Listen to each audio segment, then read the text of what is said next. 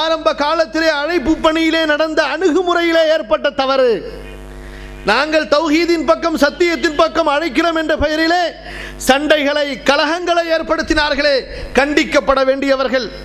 சமுதாயத்தை பிரிக்க நாடினார்களே, கண்டிக்கப்பட வேண்டியவர்கள்.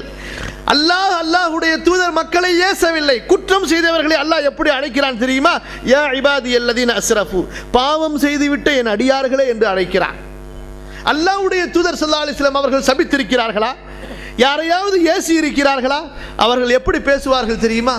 மா பாலு கௌமின் யஃஅலூன கிதா வ கிதா, ஏன் சிலர் இப்படி செய்கிறார்கள், ஏன் ஒரு கூட்டம் இப்படி செய்கிறார்கள் என்று தான் அல்லாஹ்வுடைய தூதர் ஸல்லல்லாஹு அலைஹி வஸல்லம் தீமைகளை கண்டிப்பார்களே தவிர, இன்று சிலர் தங்களை குர்ஆன் ஹதீஸ் பின்பற்றுகிறோம், நபி வழிக்கு ஒட்டுமொத்த குத்தகைக்காரர்கள் என்று தங்களை சொல்லிக் கொள்பவர்கள் அந்த நபியின் ஒழுக்கத்திலிருந்து, அந்த நபியின் பண்பிலிருந்து, அந்த நபியின் அணுகுமுறையிலிருந்து முற்றிலும் விலகிக் கொண்டு மக்களை ஏசுகிறதை பார்க்கிறோம்.